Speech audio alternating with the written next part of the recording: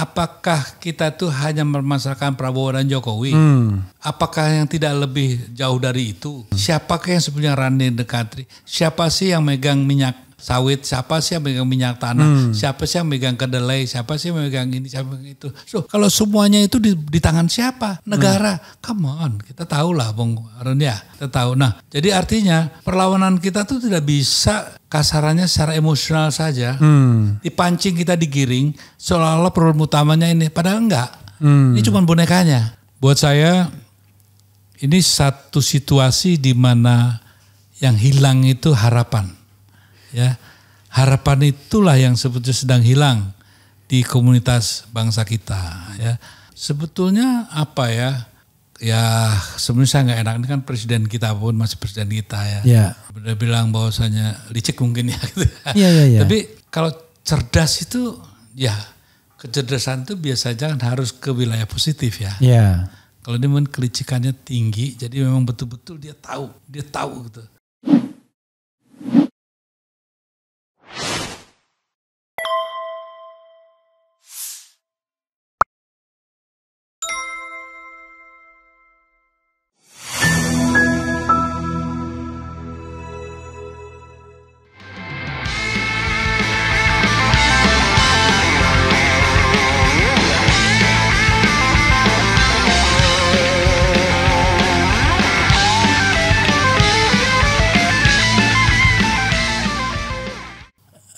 Bisa terjadi lagi bahwa semua partai politik itu akan dalam tanda kutip berkhianat kepada nilai-nilai demokrasi, egalitarianisme, check and balance dan lain sebagainya dengan alasan kita butuh bersatu, ya kan?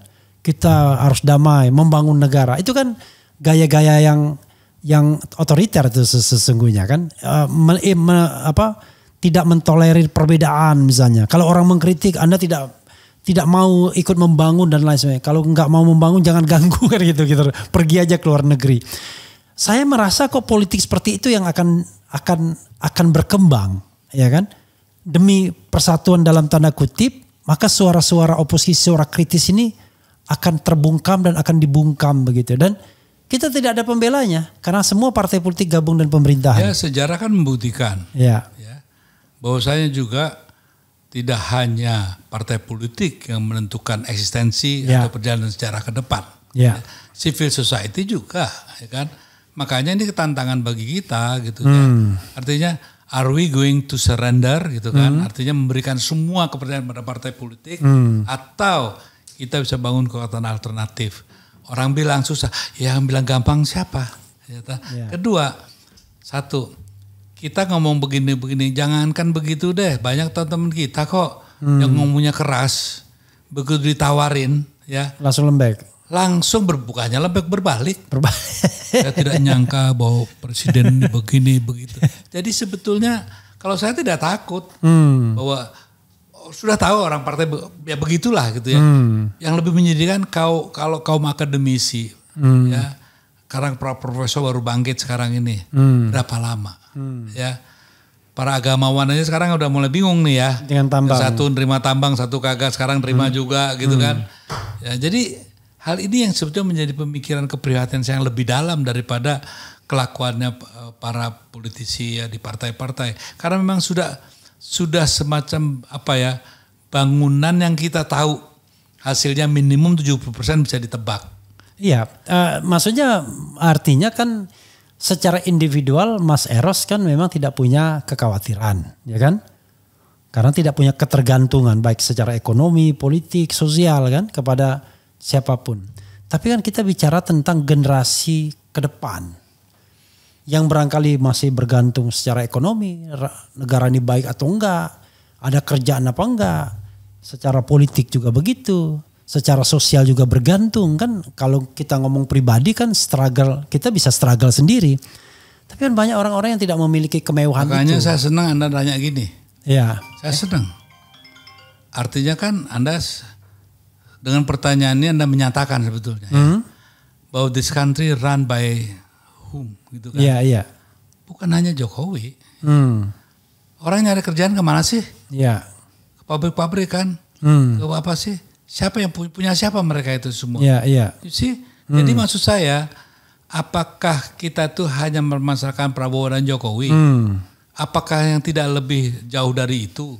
Siapakah yang sebenarnya Rani Dekatri? Siapa sih yang megang minyak sawit? Siapa sih yang megang minyak tanah? Siapa sih yang megang kedelai? Siapa sih yang megang ini? Siapa yang itu? So, kalau semuanya itu di tangan siapa? Negara. Come on, kita tahu lah Bung Aren ya.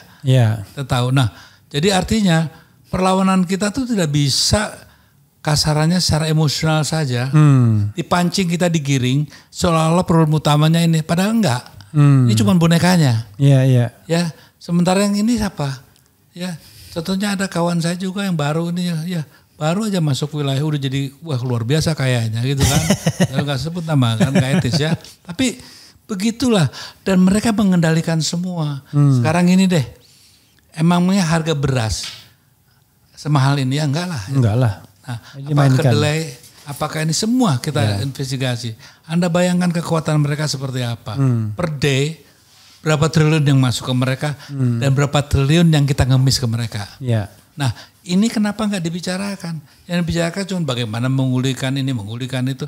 Emangnya kalau Jokowi digulingkan, gitu, selesai enggak? Enggak. Tapi yang lebih penting kan saya bilang makanya gimana, Jokowi cuma simbolnya aja ya. Tapi kekuatan yang real gitu. Bagaimana contohnya saya orang yang sudah di tahun 75 sudah diberi pelajaran oleh Nyo Han Siang gitu ya.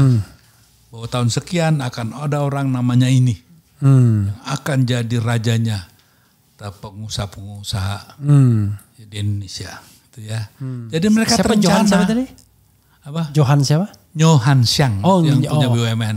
Babun. Nyo Han Siang. Nyo Han Siang. Nyo Han Siang, oke. Ya, jadi mereka tuh tertata, waktu mereka tersingkir di BLBI, mereka juga tidak bodoh. Makanya saya bilang biarin aja mereka seolah-olah memiliki, tapi kita yang menguasai dan itu terjadi.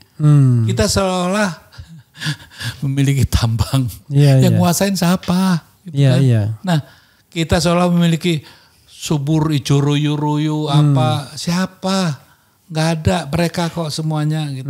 Nah masa ini nggak terpikirkan. Nah kalau kita bergerak dibilang rasialis, enggak, kalau bilang rasialis sorry ya, saya sih ketua pendiri dan dewan pembina yang namanya Bhinneka Tionghoa Nasionalis Indonesia. Ya jadi kalau bilang rasialis enggak. Tapi kan ada segelintir dari mereka yang mengatasnamakan rasialisme sebenarnya mereka beroperasi di balik itu. Ya, sehingga seolah-olah kalau kita menyerang kita yang rasialis. Padahal mereka sangat rasialis. Mana pernah sih ya toh? Mereka bersatu kok gitu ya. Nah kita aja yang bodoh nih. Dikasih partai ini pada ributlah sendiri. Mereka kongkowan terus. Oke, pertanyaannya adalah sekuat apa Prabowo bisa more independent dibandingkan Jokowi terhadap mereka? Di sinilah kita nanti rapornya Prabowo ditentukan. Kalau 100 tahun pertama, 100 hari pertama, kita melihat ini ya kita udah tahu harus gimana. Oke, cukup ya. 100 hari udah kelihatan. Udah kelihatan lah, pasti kelihatan. Nah makanya saya bilang bahwa memang kenapa sih janganlah Ban Serap ini jadikan burden itu kan. Siapa sih Gibran itu kan ya. Ya kan, tapi kita sekarang mau apa ini gitu. Kalau kita cuma memperolok-olok aja nggak selesai lah ini ya. Tapi bikinlah satu blueprint yang benar gitu kan. Bahwasanya masa sih sekarang kekuatan real bukan di kita, masa nggak sadar-sadar juga gitu. Kita membentukkan apa sih? Menentukan apa? Beras, kopi, apa you name it lah. Apa? Nikel. Emangnya kita? Lah gitu. Nah ini yang harus disadarin dulu. Baru kita bisa bersatu. Kalau kita punya musuh bersama, baru bisa bersatu. Kalau musuhnya Jokowi masih ada yang bela. Tapi kalau satu itu, yakin kita sama-sama dimelaratkan kok. Ya, pemiskinan negara oleh penyelenggara negara terjadi. Yang diuntungkan siapa? Perusak negara. Nah kalau itu jadikan musuh bersama, mungkin akan berbeda cara kita bergerak, melawan dan bermain. Dari beberapa pernyataan termasuk Mas Eros tadi, Prabowo punya kegeraman soal yang soal Kalau saya monopolis dan lain sebagainya. Nggak membaca itu, ngapain saya ngomong di sini? Iya. Maksudnya I trust him, he's going to do that. Iya. I trust him. Oke. Sampai ada bukti, I don't trust him anymore. Kan itu. Saya yakin sampai kemudian sebaliknya. Ya, karena apa? Karena saya balik. Kalau saya balik, saya nggak percaya sampai sebaliknya. Ya, tapi gini. Saya kan tidak baik ya. Belum apa-apa sudah menjudge ya. Enggak menjudge. Sementara ada bakat-bakatnya. Iya. Kecuali nggak ada bakat, saya bilang udah deh jangan deh. Nah, ada bakatnya karena apa? Saya ingat seluruh konversasi yang saya lakukan sama dia. Masa bisa hilang begitu saja? Saya tidak yakin. Contohnya, Mas Eros nggak bisa gitu dong. Banyak orang lupa, iya. Ya. Tapi banyak juga orang yang juga begitu, gitu kan? Kenapa? Dia juga tidak mungkin tidak mau memperbaiki nama harum keluarganya, kan perlu. Masa capnya cuma toko Ferrari? Ya. Kan itu kan nggak mungkin ya. Masa dicapnya sebagai orang pengkhianat yang menangkap Pangeran Diponegoro? Pembawa lari uang segala begitu, ya kan? Dia ingin dong ada seperti itu. Dan dia tahu kok satu hari pernah ngomong sama saya gitu, gila nih Ros kita, apaan tuh mereka, kayak gitulah mereka, kata mereka dan kami itu kan sudah cukup buat saya. Artinya saya kok tetap yakin bahwa hal itu kok masih ada tersisa. Nah, walaupun kemenangan dibantu oleh mereka juga. Loh, dalam politik kan biasa gitu kan. Oke. Kalau dia bisa, contohnya kalau dia Jokowi aja bisa begitu ya, dia sudah diberi contoh. Percaya nggak sama orang yang sudah begitu? Bisa dipercaya nggak? Apa juga akan dipercaya juga? Dulu dia bisa terhadap A. Terhadap B kan mungkin aja bisa terjadi terhadap C, gitu kan. Sekarang korbannya mungkin Mbak Mega. Satu hari mungkin si Bowo kan gitu ya. Masalah itu nggak terpikirkan, pastilah. Kan Prabowo itu nggak sebodoh itu. Banyak orang yang terlalu mengunderestimate. Ya kalau soal controlling emosi iya, gitu kan. Tapi mungkin dengan umur dan faktor-faktor yang lain bisa saja berubah kan. Nah, saya sebagai teman yang mendoakan yang baik gitu kan. Walaupun memang tidak mudah ya. Tapi saya kenal, contohnya gini deh, saya pancing nih. Anaknya Hashim itu kan ya pada umumnya sama saya dekat lama om segala gitu ya. Saya pancing ini dia enggak decent gitu ya. Saya dulu orang yang merobek kontraknya si Happy sama Bowo ya. Untuk untuk ada satu impor tertentu gitu ya. Ya. Dan itu bisa dilakukan sama orang dalam. Dulu kan saya orang dalam. Iya. Jadi nanti nih kalau umpamanya gini loh, Bowo itu sangat strict soal gituan. Saya nggak yakin seorang bilang kan nanti yang akan memerankan ini semua adalah Hashim. No. Tetap Bowo karena Hashim juga sangat menghormati kakaknya ya. Dia nggak berani lah kalau Bowo ngomong ini. Dibentak Bowo juga pasti diam gitu ya. Bahwasanya mungkin untuk yang lebih luas, desain ekonomi mungkin derajat Diwandono ya. Mungkin yang akan lebih bermain. Nah tinggal tergantung orang-orang itulah. Kalau menurut saya sih, knowing the family gitu ya, mungkin kok saya masih mempunyai tersisa hope ya, bahwa untuk tidak melanjutkan kebobrokan ini masih tersisa gitu ya. Itu yang berapa persen? Ya seperti saya bilang kan, 60% itu ada gitu ya. Tinggal dia turun ke bawah apa turun naik ke atas. Kalau turun ke bawah ya 49, Anda bahkan turun terus ke bawah 30 gitu. Oke, kalau saya nggak peduli apakah Prabowo nanti akan berjalan sesuai dengan keyakinan kita, baik Mas Eros atau saya, tapi yang penting adalah kita yang harus bergerak untuk menjaganya. Itu lebih penting menurut saya. Ngapain kita juga determinasi gerakan kita kan tidak ditentukan oleh angka yang dia akan tampilkan. Tapi bagaimana justru sekarang menggalang teman-teman kita yang yakin tanpa harus kebencian dan marah-marah yang gak bermutu itu gitu ya. Tapi bagaimana kita duduk bersama ya di satu pemahaman dulu gitu. Ini mau aja kemarin aja kita duduk bersama ya. Lihat aja kayak begitu ya. Tapi yang jadi masalah begini. Kan kita kan ingin coba misalnya kita balikin, misalnya kalau melihat tren pemerintahan sekarang, ini belum dilantik aja sudah berbondong-bondong itu Gerindra itu menguasai BUMN itu, mulai dari Komut, kemudian Main ID, Komut Pertamina, Komut Pusri, kemudian macam-macam ini. Padahal belum dilantik itu. Kita lihat aja, itu juga satu hal yang jadi pertanyaan ya. Ya. Karena memang juga apakah itu juga kesadaran bahwa memang dilakukan oleh rejim yang lama. Ya, sehingga untuk wipe out gitu ya. Karena yang berkuasa tidak mau dikendalikan oleh, ini sudah menunjukkan di koin yang lain melihatnya bahwasanya menghapus bayang-bayang atau bayangan raja lama itu mungkin salah satunya dengan upaya itu. Siapa tahu. Atau membangun keserakahan baru, itu kan satu hal yang masih jadi pertanyaan. Sehingga menurut saya memang ini satu pertanyaan yang cenderung mengkhawatirkan. Ya. Tapi bukalah sedikit kemungkinan juga yang lain. Ya. Sehingga kita, kenapa kalau saya gerak saya tidak determined by them gitu kan. Determinasi ada di tangan saya. Sehingga gerakan ini harus tetap kita yakinin bahwa apa yang kita yakin bahwa Indonesia dengan ini nggak benar ya harus kita yakinin nggak benar. Saya pun disogok apapun, mau di apapun, kayak kemarin saya telepon sama Ara juga. Saya bilang it's your personal problem saya cuma ini kok, saya bilang gitu ya.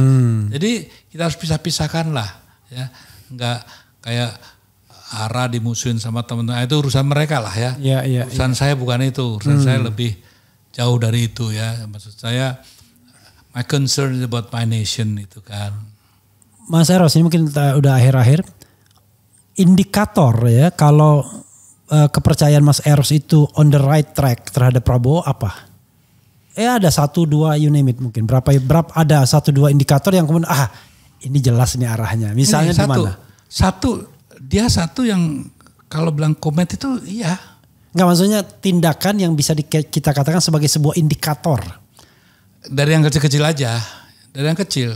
Kalau yang besar kan dia di wilayah apa kan saya nggak ikutin tiap hari. Jadi nggak mungkin saya bisa ini kan. Karena hal-hal yang juga mungkin jadi catatan minus juga ada. Ya kan. Tapi gini deh. Kalau dia... Benar, saya ada teman datang mengatakan yang benar, dia betul-betul fight untuk itu. Jadi tidak cuman janji-janji harapan palsu itu enggak, dia lakukan betul. Itu yang saya tahu saya ya. Tapi yang memang juga jadi pertanyaan, kok kamu mau sih dikasih tugas untuk bikin sawah yang enggak benar itu gitu ya. Itu kan ada hal-hal yang justru membuat kita masih jadi tadinya 80 turun 10 jadi 60 gitu ya. Belum sampai 40 saya gitu kan. Ya, belum sampai 40. Karena apa? Karena saya lihat kan surroundingnya. Ya. Keluarganya itu saya kenal betul ya. Tidak mengajarkan itu. Dan dia enggak juga malu kalau punya saudara seperti itu gitu kan. Saya sangat dekat dengan keluarganya. Bukan karena saya kuat jadi subjektifnya terpengaruh itu enggak. Biasanya ada satu hal yang setelah Pilpres langsung ini adalah godaan untuk the second term of office, ya kan? Dan biasanya itu sudah dimulai di tahun pertama dia menjabat di periode pertama. Dia udah pikirkan itu dan biasanya semua lawan politik dia patahkan kakinya biar nanti the last tidak ada lawan politik. Saya kira Jokowi melakukan itu, SBY juga melakukan itu to some extent. Nah, untungnya yang satu ini mungkin kondisi fisiknya juga mungkin tidak terlalu bersahabat untuk keinginan itu, ya, sehingga mungkin dia akan mengambil langkah yang bisa saja tidak seperti Jokowi yang masih dalam kondisi yang berbeda. Oleh karenanya saya pikir kok satu hal ya memang semua bisa terjadi. Saya juga makanya nggak berani mengatakan ya bahwa memastikan ataupun sok tahu memberanikan diri mewakili seolah-olah akan terjadi begitu enggak. Saya bilang ini cuman satu harapan dari seorang teman ya. Oh saya mengenal, sayang deh. Gue kan tahu lo nggak gitu lo jangan gitu dong gitu kan. Lo jati diri lo aja, lo jadi lo sendiri deh gitu kan. Kan sebagai teman gitu harapannya ya. Yang saya tahu lo kan nggak gitu. Masa lo gara-gara jadi begitu gitu. Yang begini kita butuhkan di publik, tidak hanya di belakang. biar publik ada guidance ya kan. Loh, Mas Eros ngomong begitu. Mas Eros ini orang yang tahu betul Prabowo itu seperti apa. Kan kadang-kadang banyak orang kalau dia kenal baik ngomongnya di belakang layar doang. Dan kita tidak tahu progresnya apa kan. Tapi kalau di depan publik kan ada sesuatu yang bisa kita pegang. Saya sudah menyampaikan kepada Prabowo begini. Ini contohnya nih, yang terakhir ya. Ya. Waktu di malam itu saya ngomong sama dia, demi Allah Mas Eros, bukan gue yang bunuh orang-orang itu. Mungkin karena gue nggak bunuh, gue dipecat gitu. Kan? Si itu tuh, cuma saya ini nggak petis ya, jangan. Si itu, dia itu semua. Mas Tan tahu kan saya yang ditelepon sama pasukan dia kan, untuk merilis si Desmond Haryanto, kan saya langsung yang deal sama mereka. Gitu kan. Gimana Desmond harus kalau diturunkan nggak boleh nengok belakang, Haryanto harus dijemput begini, nggak boleh ngomong begini. Saya semua yang deal sama mereka. Lo tau kan Mas, gue nggak bisa nembak katanya. Orang yang nggak bersenjata gue tembak nggak mungkin Mas. Itu melanggar konvensi Geneva. Dia bilang, gue ini militer yang punya aturan gitu. Ya gue nggak bisa. Konsekuensinya gue begini kalau dipecat gara-gara itu. Ini omongan dia. Ya artinya dalam hal ini banyak orang yang tidak dengar pernyataan itu langsung loh ya. Demi Allah bukan aku Mas. Kan gue ini dipecat gara-gara gue gak bunuh abisin. Diperintahkan selesaikan ya gue selesaikan dengan cara gue. Dia bilang gitu. Ya, tapi si itu tuh pasti. Si itu. Jadi kalau ada yang hilang bukan gue lagi tuh Mas. Gitu. Jadi hal ini kan banyak yang terselubung.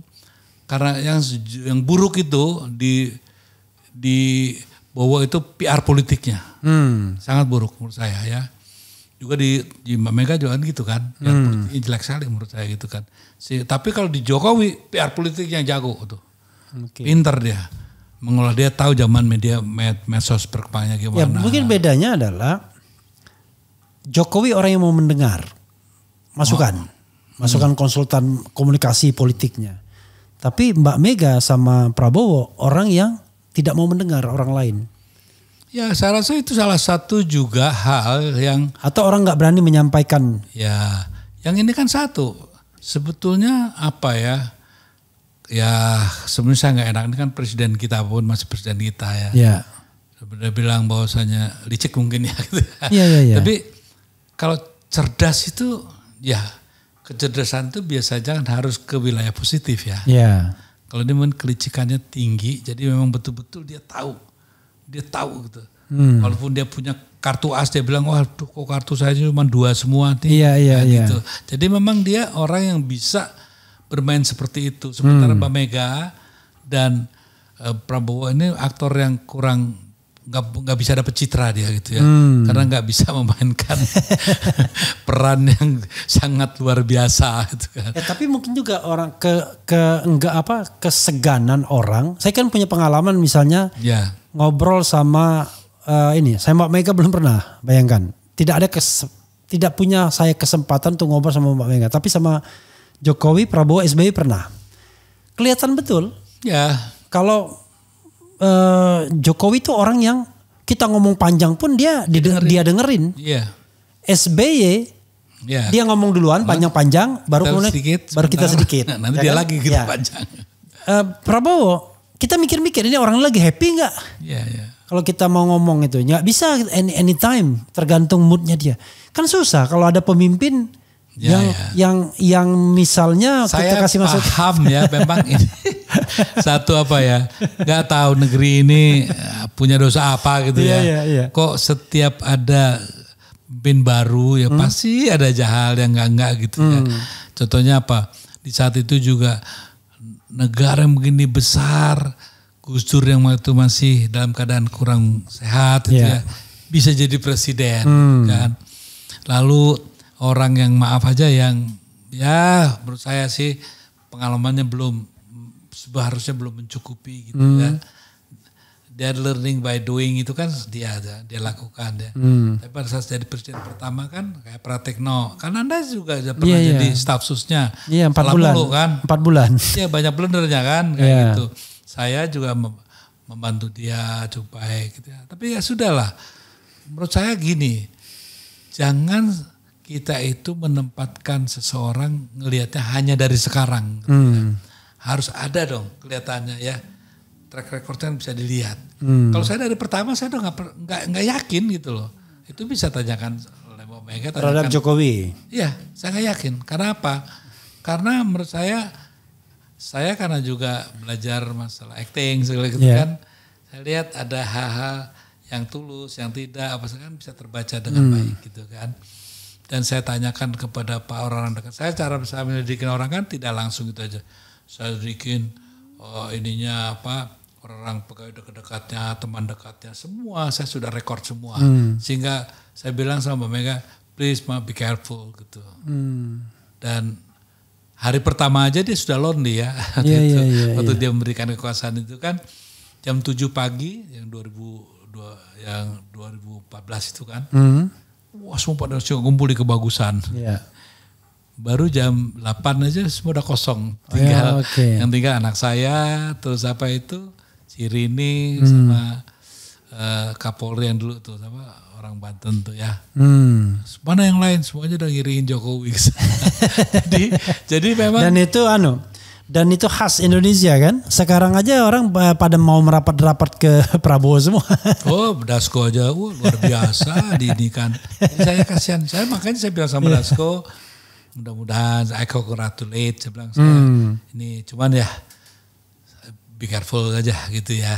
Ya saya bilang. Apalagi kalau orangnya masih muda, masih ganteng, masih apa. Itu godaannya lebih banyak lagi. Iyalah.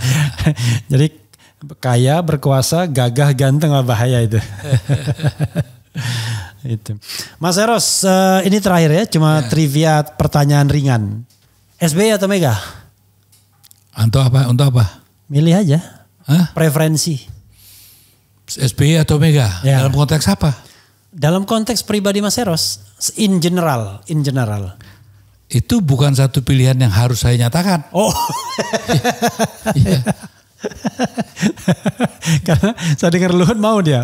Luhut ditanya gini, Jokowi atau Mega? Ya Jokowi lah, kan dia kan bos saya. Tapi begitu Jokowi atau Gus Dur. Gus Dur. Oke Mas Eros mungkin gak mau begitu. Ini Mas Eros. Kalau film udah berapa bikin?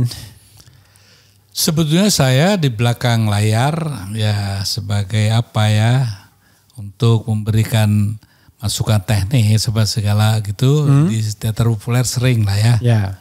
Dan belajar di situ sekaligus menjadi mentor juga pada akhirnya gitu kan. Tapi kalau film sesungguhnya itu ya baru Cut Nyadin. Oh yang jadi director itu baru Cut Nyadin. Yang director dan itulah makanya hebat. Bayangkan ini pada waktu itu memang saya ragu-ragu tadi mengatakan saya takut salah. Jadi baru pertama bikin film langsung kolosal, pemainnya juga luar biasa. Dulu waktu itu saya pernah membaca artikel sampai kemudian Christine Hakim disandingkan dengan Meryl Streep gitu ya. Wah ini apa? Nah, gini Bang Arun. Anda percaya apa enggak ya? Makanya saya tuh enggak pernah bilang bahwa Cut Nyadin partai berlalu mengangkat diri, dibilang legend begini. Saya diam-diam aja. Gini, ini sejujurnya ya. Orang boleh nggak percaya, boleh nggak. Memang saya bukan kiai gitu. Saya bukan orang yang sangat beragama bagus gitu ya. Enggak. Cuma satu. Saya tuh heran gitu. Saya kalau ada gitu saya cuma minta satu sama yang di atas. Makanya bos saya kan yang di atas. Iya. Dan itu kekuatan tuh datang. Dan saya gunakan use me gitu. God use me gitu. Saya selalu itu. Makanya waktu kenapa saya masalah badai pasti berlalu dicolong begini begitu saya diem aja gitu. Karena sebenarnya saya tuh tidak mau begitu juga famous yang diberikan oleh Cut Nyadin sangat biasa-biasa aja. Di rumah saya tuh nggak ada tuh citra satu pun saya simpen gitu kan. Karena apa? Kayak menurut saya nggak mungkin sih. Saya umur saya waktu 2026 ya. Dengan kata-kata yang segitu nggak mungkin kalau nggak dikasih dari di atas itu loh ya. Jadi orang percaya apa enggak gitu. Kecuali Anda salah ya memilih Tuhan. Iya. Kalau saya minta apa aja insya Allah dikasih gitu. Insya Allah ya. Artinya waktu itu semua orang bilang di Aceh pun ya, setiap yang minta pasti mati. Gak pernah bisa bikin film itu. Ya saya minta sama Tuhan ternyata diberikan. Saya gak pernah yang namanya jadi pamret itu. Gak pernah. Tapi the power. Ya I ask him, use me gitu kan. Dan terjadi. Jadi kalau saya sekarang suruh ulangin lagi nggak ngerti caranya gimana. Oke. Nah, ini kan ternyata jadi kayak tiban gitu ya. Iya. Nah, sehingga kadang-kadang saya sering malu sendiri. Saya datang ke sana dikira orang jago musik, saya malu gitu kan. Iya. Nah kalau saya merendahkan diri bilang katanya, wah tuh merendahkan diri biar meninggikan mutu loh. Kayak gitu, kenyataannya begitu. Makanya saya gak berani sombong. Kalau saya sombong saya takut nanti yang di atas. Oh gitu ya, oke. Udah sekian aja buat kamu kan gitu. Nah makanya saya yakin melawan kekuatan besar pun waktu saya ngelawan Pak Harto. Banyak orang salah sangka. Ya. Kenapa berani, Mas Eros berani? Enggak. Karena saya terlalu takut sama yang di atas. Ya karena budu. Kalau rumah masa depan itu berarti bukan Mas Eros ya, saudaranya? Bukan, tapi produsennya. Bukan. Produsernya. Bukan rumah masa depan, bukan. Langitku rumahku, sorry. Iya, itu produsernya dan saya juga sebagai orang yang mimpin di belakang juga. Oh gitu tapi ya. Formal sutradaranya bukan Mas Eros? Bukan, Mas Slamet.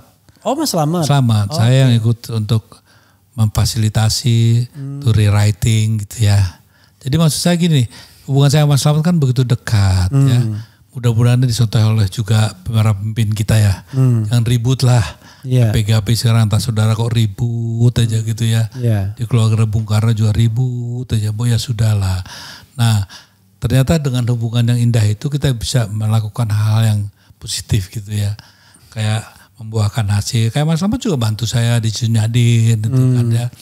Membantu saya di waktu bikin badai walaupun tidak secara langsung. Tapi kan contohnya gimana kita ngobrol, kita apa. Sehingga saya kok merasa ya bahwasanya pokoknya saya dikasih apapun, tugas apapun saya yain aja gitu. Karena saya tahu saya punya sahabat yang luar biasa nih, teman yang luar biasa. Karena orang gak percaya sih ya. Makanya saya gak berani berketuhanan tuh paling saya gak berani gitu ya. Kalau agama mungkin masih bisa kita perdebatkan. Tapi berketuhanan buat saya mutlak gitu ya. Okay. Karena itulah satu-satunya yang sampai hari ini membuat saya mengambil sikap yang menurut saya benar. Dan kalau saya berani, dibilang orang berani Pak Harto, saya apa yang berani Pak Harto? Enggak. Karena saya terlalu cinta Indonesia dan karena takut sama yang di atas, makanya saya berani gitu. Kalau lagu berapa Mas yang diciptakan? Banyak? Ada 100-an kali. Wah kalau ini banyak, ratusan. Banyak. Cuman kan saya. Tapi Mas Eros, tapi kayaknya ada lagu Chrisye yang Merpati apa? Putih. Ya. Merpati Putih Mas Eros kan? Iya. Jadi gini dah, seluruh lagu yang saya sama Yogi itu pasti saya liriknya. Oke. Ya, pasti saya juga dominan 70% lagunya. Sama Yogi S. Prayogo apa? Ya, Yogi S. Suryo Prayogo. Ya. Oke. Itu kalau bertiga itu pasti gitu. Jadi sama siapapun saya pasti yang dominan. Liriknya tuh saya pasti. Oke. Dan lagunya pasti minimum 70% pasti saya gitu. Oke. Kecuali ada satu Merepi Alam. Ya. Itu mungkin ya 60% Chrisye lah ya. Saya 40%-nya karena belum jadi gitu kan. Dia baru pertama kali belajar bikin lagu gitu ya. Oke. Jadi ya ginilah yang saya ingin titipkan kepada teman-teman ya. Janganlah merasa sombong gitu ya. Jadi pencipta, begitu juga para politisi gitu ya. Coba kalau saya merasa bahagia karena sampai hari ini kok saya masih tolong terus sama dia. Saya gak punya apa-apa gitu. I only have him. Him tuh. Nah, kira gitu deh. Oke, Mas Eros, nggak tahu saya mau ngomong apa. Wrap up dari closing statement gitu Mas. Closing statement Mas. Ya saya sih buat saya ini satu situasi di mana yang hilang itu harapan. Ya, harapan itulah yang sebetulnya sedang hilang di komunitas bangsa kita.